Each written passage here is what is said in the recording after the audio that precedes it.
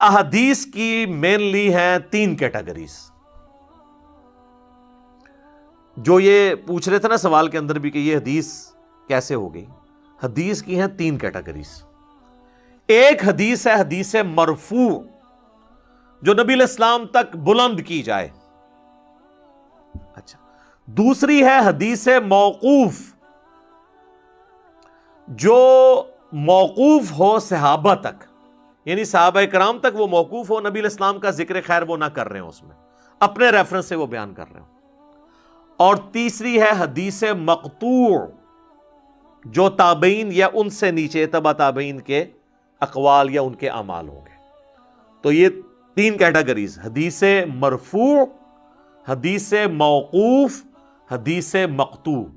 سر ہم آپ کو تھوڑے سے ٹائم میں نا پورا علم حدیث جو 8 سال میں بھی علماء نہیں نا سیکھ سکتے، وہ انشاءاللہ آپ کو سمجھ آ جائے گا اگر آپ یہ بنیادی باتیں سمجھ لیں. اب حدیث جو مرفوع ہے اس کی پھر آگے 4 اقسام ہوں گی، اور باقی 3 کیٹیگریز جو ہے نا اس کے ساتھ، جو باقی 2 کیٹیگریز ٹوٹل 3، ان کی بھی 4 اقسام ہوں گی. حدیث مرفوع کے اندر حدیث قولی آئے گی، نبی علیہ السلام کا فرمان. حدیث فعلی، جو آپ علیہ السلام نے کر کے دکھایا، فعل. حدیث تقریری، آپ کے سامنے کوئی کام ہوا اور آپ نے خاموشی اختیار کر لی، تو وہ بھی دین ہو گیا، کیونکہ نبی پہ واجب ہوتا ہے غلط کام کو ٹوکنا. آپ تو حکمت کا شکار ہو سکتے ہیں کہ جی وسیع تر مفاد میں خاموشی اختیار کر لیں، کہیں ناراض نہ ہو، ہم بعد میں بتا دیں گے اسے. نبی یہ نہیں کر سکتے، کیونکہ نبی نے تو بالکل دین کو واضح پیش کرنا ہوتا ہے. وہ اگر کسی بات پہ خاموشی کر لیں وہ دین کا حصہ بن جائے گا، اس لیے انہوں نے بولنا ہوتا ہے. اسی لیے جو نبی کے وارث ہیں نا، انہوں نے بھی بولنا ہوتا ہے. امام حسین علیہ السلام یہ کہتے ہیں باقیوں نے بیعت کر لی تھی، حسین بھی چپ رہتے. حسین سر چپ کرتے تو وہ دین کا حصہ بن جاتا. اور یہ بات آل امیہ کو ایسی سمجھ دی کہ ایک حسین بیعت نہیں کر رہے تو باقی پوری سلطنت کی بیعت انہیں سپورٹ نہیں کر رہی. وہ کہہ رہے نہیں حسین بھی کرے، کیونکہ ان کو پتا تھا کہ یہ تلوار کے زور پہ ہی بیعت ہے. حسین اگر بیعت کر لیتے ہیں نا پھر ہماری ملوکیت جسٹیفائی ہو جائے گی. اور مجھے مولانا مودودی کا وہ قول یاد آیا، ان سے کسی نے پوچھا کہ جناب جب اتنے بڑے بڑے صاحب نے بیعت کر لی تھی تو حضرت حسین علیہ السلام بھی بیعت کر لیتے. تو مودودی صاحب نے کہا کہ میں یہ پوچھتا ہوں جب حسین نے بیعت نہیں کی تھی باقیوں نے کیوں کر لی؟ سوال تو یہ ہے کہ جو آل محمد نے جب بیعت نہیں کی ہے، جس گھر سے سارا دین ٹرانسفر ہو رہا ہے، اور جن کے پیچھے نبی علیہ السلام خود کھڑے ہیں اور ان کے پیچھے اللہ کھڑا ہے، جن کا جنتی نوجوانوں کا سردار ہونا حدیث متواتر سے ثابت ہے، جب وہ نہیں ایکسیپٹ کر رہے ایک چیز کو تو باقیوں کا کرنا تو کوئی اہمیت رکھتا ہی نہیں ہے. وہ تو ہم نے پھر بتایا کہ یہ تو تلوار کے زور پہ ہوا ہے. تو بات کہاں سے کہاں نکل گئی، کربلا تو ہر جگہ آ جاتی ہے، کیا کریں، وہ چیزیں انٹر ریلیٹڈ ہیں. تو حدیث تقریری. اور چوتھی قسم ہے حدیث وصفی، کہ نبی علیہ السلام کی کوئی آپ کا وصف، آپ کی کوئی خوبی، آپ کے شمائل میں سے کوئی چیز بیان کی جائے. تو یہ ہے 4 کیٹیگریز. ہر کیٹیگری کے اندر 4 اقسام ہیں، 3 کیٹیگریز اور اس ہر کیٹیگری کے نیچے پھر 4 کیٹیگریز یا 4 اقسام. تو 3 کون سی ہوگی؟ حدیث مرفوع نبی علیہ السلام کی، حدیث موقوف کسی صحابی تک، حدیث مقطوع کسی تابعی یا تبع تابعی کے تک جو پہنچتی ہے. پھر ہر ایک کی آگے 4 قسمیں ہوں گی کہ یا تو نبی علیہ السلام نے فرمایا ہوگا، یا آپ نے کیا ہوگا، یا آپ کے سامنے ہوا ہوگا اور آپ خاموش ہوں گے، یا آپ علیہ السلام کا کوئی آپ کا وصف کوئی اور شخص بیان کر رہا ہے. میں اس کی مثالیں بعد میں دیتا ہوں، پھر آپ کو یہ چیزیں سمجھ آ جائیں گی. اور یہی پھر 4 کیٹیگریز صحابہ اور تابعین تک بھی جائیں گی. لہذا دین میں جس طرح قرآن و سنت حجت ہے نا، اسی طریقے سے صحابہ کرام اور اہل بیت اور تابعین اور تبع تابعین بھی حجت ہیں، بشرطے کہ ان کی کوئی چیز مین کتاب و سنت سے ٹکرا نہ جائے، یا ان کے آپس میں اختلاف ہو تو پھر ہم جمہور کی رائے دیکھیں گے. اب آپ آ جائیں حدیث قولی. اکثر آپ جتنے فرامین سنتے ہیں وہ حدیث قولی ہیں، مرفوع. مثلا بخاری اور مسلم کی متفق علیہ حدیث ہے کہ دیکھنا میری طرف کو جھوٹی بات منسوب نہ کرنا، جس نے میری طرف جھوٹی بات منسوب کی وہ اپنا مقام دوزخ میں دیکھ لے. مولا علی نے روایت کیا، ان کے علاوہ باقی صحاب نے بھی، ابو ہریرہ نے، انس ابن مالک نے، جابر بن عبداللہ نے، مغیرہ ابن شعبہ نے، عبداللہ ابن عباس نے، کئی صحابہ نے اس حدیث کو روایت کیا۔ تو یہ نبی علیہ السلام کا فرمان ہے، تو یہ کیا ہوا؟ حدیث قولی، یعنی آپ کا قول۔ اسی طریقے سے صحیح مسلم میں 240 نمبر حدیث ہے، مولا علی کہتے ہیں کہ نبی علیہ السلام نے مجھ سے یہ عہد لیا تھا، اور پھر مولا علی اپنی بات کی دلیل میں قسم اٹھاتے ہیں کہ قسم ہے اس ذات کی جس نے دانے کو پھاڑ کر اناج کو زمین سے اگایا اور تمام مخلوقات کو پیدا کیا، نبی امی نے یہ مجھ سے عہد لیا تھا کہ اے علی تجھ سے محبت نہیں رکھے گا مگر مومن، تجھ سے بغض نہیں رکھے گا مگر منافق۔ تو یہ اب حدیث بیان تو حضرت علی اپنے بارے میں کر رہے ہیں، لیکن اس کو منسوب کس کے ساتھ کر رہے ہیں؟ نبی علیہ السلام کے۔ تو یہ حدیث قولی نبی علیہ السلام کی اور مرفوع حدیث ہے یہ۔ اچھا، اسی طریقے سے حدیث فعلی کہیے کہ جیسے بخاری و مسلم کی متفق علیہ حدیث ہے، عبداللہ بن عمر کہتے ہیں کہ نبی علیہ السلام جب نماز شروع کرتے تو دونوں ہاتھ کندھوں تک اٹھاتے، اور ایک اور حدیث ہے بخاری اور مسلم کی، اس میں مالک بن حویرث کہتے ہیں کہ کانوں تک اٹھاتے۔ یہ دونوں حدیثیں صحیح ہیں۔ جب رکوع میں جانے لگتے تو پھر کانوں تک یا کندھوں تک اٹھاتے، اور جب رکوع سے سر اٹھاتے تو پھر دونوں ہاتھوں کو یوں بلند کرتے۔ تو اب اس میں وہ نبی علیہ السلام کے بولنے کی بات نہیں ذکر کر رہے، بلکہ کہہ رہے ہیں آپ کے افعال کو، تو یہ حدیث فعلی ہو گئی، لیکن ہے مرفوع کیونکہ نبی علیہ السلام تک بلند ہے۔ یہ نہیں ہے کہ عبداللہ بن عمر خود کر رہے ہیں، نہیں، عبداللہ بن عمر نبی علیہ السلام کا عمل رپورٹ کر رہے ہیں۔ تو یہ کیا ہوگی؟ حدیث فعلی۔ حدیث تقریری، نبی علیہ السلام کے سامنے کوئی کام ہوا اور آپ نے خاموشی اختیار کر لی۔ جامعہ ترمذی کے اندر حدیث موجود ہے، اس کی سند کمزور ہے، اس کی صحیح سند جو ہے وہ المستدرک للحاکم کے اندر موجود ہے، صحیح ابن حبان میں ہے، صحیح ابن خزیمہ میں ہے کہ نبی علیہ السلام فجر کی نماز پڑھ کے نکل رہے تھے تو آپ نے ایک صحابی کو دیکھا کہ وہ نماز پڑھ رہا ہے، تو آپ وہاں کھڑے ہو گئے۔ جب وہ سلام پھیر کر فارغ ہوا تو آپ نے فرمایا یہ کون سی نماز پڑھ رہا ہے تو؟ نماز تو پڑھ چکے ہم۔ تو انہوں نے عرض کیا اللہ کے رسول صلی اللہ علیہ وآلہ وسلم، میری فجر سے پہلے والی جو 2 سنتیں تھیں نا، 2 رکعتیں وہ رہ گئی تھی تو میں نے یہ وہ پڑھی ہیں۔ تو حدیث کے الفاظ ہیں کہ نبی علیہ السلام خاموش ہو گئے، یعنی آپ نے اس پہ ورڈکٹ بھی نہیں دی۔ خاموشی کا کیا مطلب ہوا؟ کہ اٹس اوکے، کیونکہ اگر وہ غلط ہوتا تو آپ کہتے۔ تو یہ حدیث تقریری کی مثال ہے کہ نبی علیہ السلام کے سامنے ایک عمل ہوا، آپ نے کچھ کہے بغیر اسے انڈورس کر دیا۔ اسی طریقے سے وہ سنن ابی داؤد کے اندر حدیث ہے نا، ایک صحابیہ تھی، وہ گٹھلیوں کے اوپر اذکار کر رہی تھی، تو نبی علیہ السلام اس کے پاس آئے، آپ نے فرمایا میں تجھے اس سے بھی آسان وظیفہ بتاتا ہوں۔ پھر آپ نے اسے ایک وظیفہ بتایا۔ تو اس حدیث سے محدثین نے رزلٹ نکالا ہے کہ گٹھلیوں پہ پڑھنے کا جواز ہے، کیونکہ نبی علیہ السلام نے اسے منع نہیں کیا، کہا اس سے آسان بتاتا ہوں۔ تو یہ بھی حدیث تقریری کی ایک فارم ہے۔ چوتھی قسم حدیث مرفوع کی کیٹیگری کے اندر وہ ہے، میں نے بتائی تھی، حدیث وصفی، کہ نبی علیہ السلام کا کوئی وصف بیان ہوا ہے، جیسا کہ بخاری و مسلم دونوں میں حدیث ہے۔ ابو سعید خدری کہتے ہیں کہ نبی صلی اللہ علیہ وآلہ وسلم میں کنواری لڑکیوں سے زیادہ شرم و حیا تھی، اور آپ کو اگر کوئی بات ناگوار ہوتی تھی نا تو ہم آپ کے چہرے سے پہچان لیتے تھے۔ اچھا، جو دل کے صاف لوگ ہوتے ہیں نا، یا بہت آؤٹ سپوکن لوگ ہوتے ہیں، وہ ان کے چہرے پہ آپ فوراً ناگواری کے آثار نظر آئیں گے۔ یہ جو کنے قسم کے لوگ ہوتے ہیں نا، وہ ضبط کر جاتے ہیں، مکاری کے جو ایکسپرٹ ہوتے ہیں، الا ماشاء اللہ۔ لیکن جو لوگ فیئر لوگ ہیں نا، آپ دیکھیں گے کہ کوئی بات غلط ہوگی نا تو فوراً ان کے چہرے پہ نا اس کے ایکسپریشن اتنے واضح آئیں گے کہ وہ اپنے ایکسپریشنز کو قابو نہیں کر سکتے۔ تو اس حدیث میں الفاظ ہیں کہ نبی علیہ السلام کو کوئی چیز ناگوار ہوتی تو فوراً آپ کے چہرے کے اوپر نا آثار آ جایا کرتے تھے اس چیز کی، اس طرح خوش ہوتے تھے جب، تب بھی آثار آ جایا کرتے تھے۔ اب اس پوری حدیث میں نبی علیہ السلام کا نہ تو انہوں نے کوئی مطلب عمل بیان کیا، آپ کے وصف کا ذکر کیا۔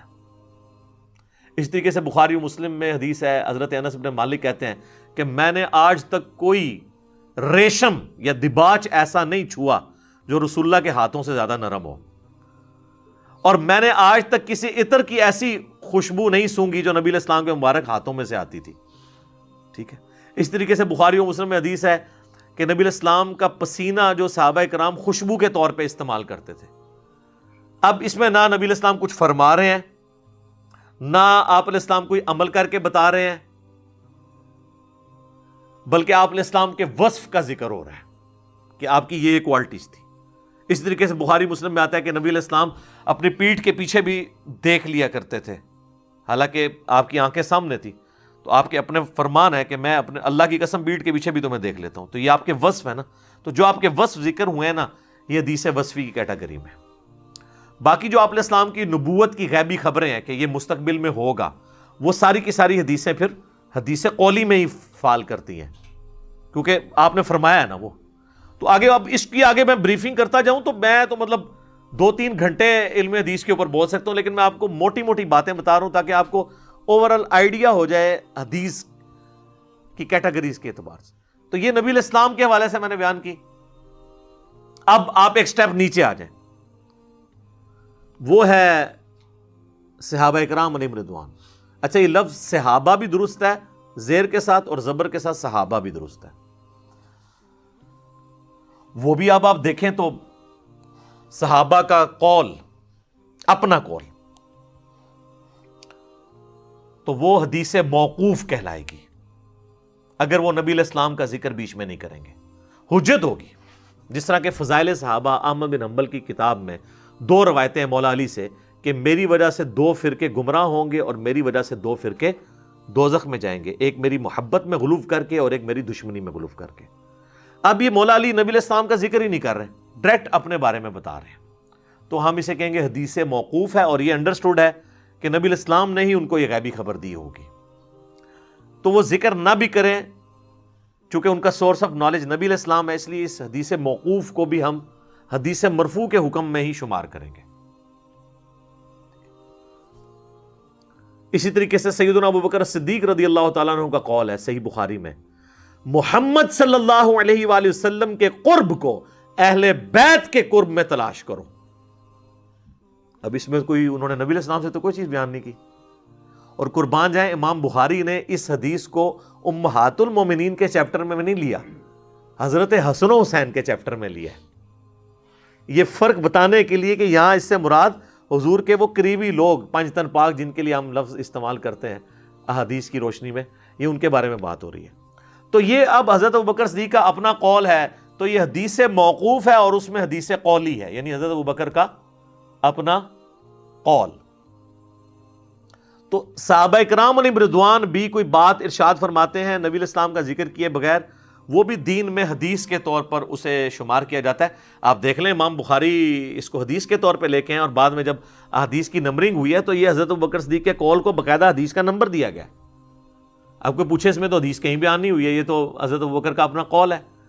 وہ آپ کے نزدیک حدیث نہیں ہے نا. محدثین تو صحابہ، تابعین، تبع تابعین تک کے اقوال کو بھی حدیث کے نمبرنگ کے ساتھ لیتے ہیں. حدیث کا تو مطلب ہے بات. ہاں، وہ حدیث مرفوع ہے، حدیث موقوف ہے، حدیث مقطوع ہے. اچھا، ایک حدیث مرسل بھی ہوتی ہے. حدیث مرسل یہ ہے کہ کوئی تابعی جو ہے نا، وہ نبی علیہ السلام کا فرمان نقل کرے. وہ حجت نہیں ہوگا جب تک ہمیں پوری سند نہیں ملے گی، کیونکہ اس نے نبی علیہ السلام کا زمانہ نہیں پایا. امام مسلم نے مقدمے میں لکھا ہے کہ تابعی کی مرسل کوئی چیز نہیں ہے جب تک وہ صحابی کا نام ذکر نہ کرے. یار، تابعی کی مرسل کوئی شے نہیں ہے تو بزرگ بابوں کے فرامین کتنے لائی کرتے رہے، انہوں نے کتنے تجھے پیش کر دو. یعنی تابعی اگر کوئی بات بیان کرے رسول اللہ کے ریفرنس سے، تو یا تو وہ رسول اللہ کا بھی نہیں نام لیتے، کہتے آواز آئی. بزرگ فرماتے ہیں، ایک اسلامی بھائی کا بیان ہے کہ ان کے ایک جاننے والے بھائی نے خواب دیکھی، یہ پوری سند بیان ہو رہی ہوتی ہے. تو تابعی کی مرسل کوئی شے نہیں ہے تو باقی کڑے کھاتے جنے، باقی تو کوئی شے ہی نہیں کہ انہوں نے ڈسکس بھی کیا جائے. تو صحابہ کے اقوال وہ حدیث موقوف میں حدیث قولی کی کیٹیگری میں فال کرتے ہیں. اچھا، اب حدیث موقوف کی کیٹیگری حدیث فعلی بھی ہو سکتی ہے کہ یعنی کسی صحابی نے کوئی عمل کر کے بتایا. جس طرح کہ صحیح بخاری میں آتا ہے کہ عبداللہ بن عمر جو ہے نا، وہ حج اور عمرے کے موقع پر مٹھی کے بعد داڑھی کاٹ دیا کرتے تھے. میں نہیں کاٹتا ہوں، لیکن یہ حدیث موقوف فعلی ہوئی. اور مزے کی بات ہے، عبداللہ بن عمر ان احادیث کے راوی ہیں جن میں داڑھی بڑھانے کا حکم ہے. جو بخاری میں حدیث ہے، مسلم میں بھی ہے، داڑیاں بڑھاؤ اور مونچھیں پس کرو، یہود و نصارہ کی مخالفت کرو. اور یہ حدیث کا اصول ہے کہ حدیث کے فہم کو سب سے بہتر وہ راوی سمجھتا ہے. اور اس پہ میرا الگ سے بھی ایک ویڈیو ریکارڈڈ موجود ہے کہ عبداللہ بن عمر مطلقاً حج اور عمرے کے علاوہ بھی کاٹا کرتے تھے، کیونکہ سنن ابی داؤد میں حدیث ہے، وہ تابعی کہتے ہیں کہ میں نے عبداللہ بن عمر کو 2 کام کرتے ہوئے دیکھا ہے. ایک تو وہ جب روزہ کھولتے تھے نا تو دعا پڑھتے تھے ذهب الظمأ وابتلت العروق وثبت الاجر انشاءاللہ، اور دوسرا وہ مٹھی کے بعد داڑھی کاٹ دیا کرتے تھے. اس میں تو حج عمرے کا بھی ذکر نہیں، عام حالت میں بھی. اور الموطا امام مالک میں مزید پھر بات کھولی ہے امام مالک نے کہ جس سال عبداللہ بن عمر نے حج یا عمرہ کرنا ہوتا تھا نا، بس صرف اسی سال اپنی داڑھی کو مٹھی سے تھوڑا سا بڑھاتے تھے، اور وہ پھر حج اور عمرے کے موقع پر داڑھی جو بڑھائی ہوتی تھی نا تھوڑی سی، اس کو وہ کاٹ لیتے تھے. وہی سمجھتے تھے کہ جس طرح میں نے سر کا حلق کروایا نا، تو میں داڑھی کو کاٹ کے بھی اللہ کے حضور اپنی حاضری لگواؤں. تو وہ جو داڑھی بخاری میں آتا نا کہ وہ کاٹتے تھے، وہ بڑھائی انہوں نے اسی وقت ہوتی تھی. ویسے تو وہ داڑھی رکھتے ہی مٹھی تھے، کیونکہ نبی علیہ السلام کی اپنی داڑھی بھی مٹھی تھی، قدرتاً نہر تک تھی. ایک ہی حدیث ہے جس کا انہوں نے غلط ترجمہ کیا ہے، سینہ بھرتی تھی، اس میں لفظ ہے نہر تک تھی، سینے کے ابتدائی حصے پہ، تو وہ ایک مٹھی بنتی ہے. اور جن لوگوں نے نبی علیہ السلام کی خواب میں زیارت کی ہے نا، یعنی آج کے زمانے میں بھی صحیح سند کے ساتھ، انہوں نے نبی علیہ السلام کی داڑھی مبارک اتنی دیکھی ہے. ہاں لیکن گھنی پھیلی ہوئی، پورے چہرے کا احاطہ کر. تو یہ الگ سے ایک ٹاپک ہو جائے گا. تو یہ عبداللہ بن عمر کا یہ فعل ہے، تو یہ ہم کہیں گے حدیث موقوف ہے اور فعلی ہے. تو موقوفاً روایتوں کے اندر بھی فعلی روایتیں ہو سکتی ہیں کہ صحابہ اکرام کوئی عمل کر کے بتائیں اور آپ اس کو حجت کے طور پہ لیں. اب ایک سٹیپ نیچے آ جائے، تابعین کے اندر تابعین کا کوئی فرمان، وہ بھی حدیث کی نمبرنگ کے ساتھ لکھا جائے گا. ہمارے کربلا والے ریسرچ پیپر کے اوپر تابعین کے اقوال بھی ہم نے حدیث نمبر سے لکھے ہیں. لوگ کہتے ہیں یہ حدیث کیسے ہوگی؟ بھئی محدثین سے حدیث مانتے ہیں، آپ کو نہیں نہ پتا. جس طرح المعجم الکبیر طبرانی کے اندر موجود ہے، ابراہیم نخعی تابعی کا قول ہے، وہ کہتے ہیں بالفرض اگر میں قاتلین حسین میں شامل ہوتا اور قیامت کے دن اللہ مجھے بخش بھی دیتا اور میں جنت میں بھی داخل ہو جاتا، پھر بھی میں جنت میں رسول اللہ کا سامنا نہ کر سکتا کہ کہیں آپ مجھ سے پوچھ ہی نہ لیں کہ تو دنیا میں میرے حسین کے قاتلین میں شامل تھا. تو اب اس کو حدیث کے نمبر کے ساتھ امام طبرانی نے لکھا ہے. اور امام طبرانی کو چھوٹا بندہ نہیں ہے. امام طبرانی جو ہے یہ امام حاکم کے، جنہوں نے المستدرک حاکم لکھی ہے، ان کے استاد ہیں. تو وہ کہتے ہیں کہ میں یعنی شرم محسوس کرتا. کون؟ ابراہیم نخعی. اب یہ تابعی کا قول ہے، یہ حدیث سے مقطوع ہے اور قول کے طور پہ. اچھا تابعی کا عمل بھی ہو سکتا ہے. ابراہیم نخعی کے بارے میں آتا ہے 96 ہجری میں فوت ہوئے. اچھا ان کی عمر تھوڑی سی ہوئی ہے، یہ 50 ہجری میں پیدا ہوئے ہیں، 96 ہجری میں فوت ہو گئے. Just 46 years. بخاری مسلم میں کئی احادیث ہیں ان سے. تو اور حنفی تو ان کو یعنی اپنا امام مانتے ہیں نا وہ، کیونکہ کہتے ہیں کہ ابراہیم نخعی کی مسند پہ ہی تو آ کے امام حنیفہ بیٹھے ہیں 3 واسطوں کے بعد. تو اس لیے وہ ان کو اپنا امام کے طور پہ مانتے ہیں.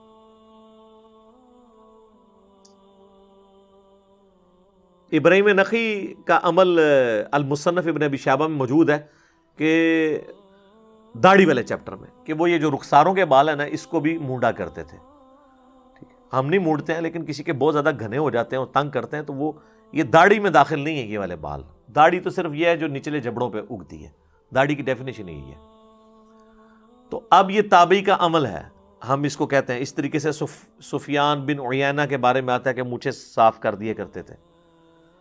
حالانکہ امام مالک نے الموطا امام مالک میں لکھا ہے کہ یہ مصلح کرنا ہے، لیکن انہی کے پائے کے دوسرے ایک یعنی آپ سمجھ لیں تبع تابعین میں سے ہیں، تو وہ صاف کرتے تھے. ہم اس کے جواز کے قائل ہیں.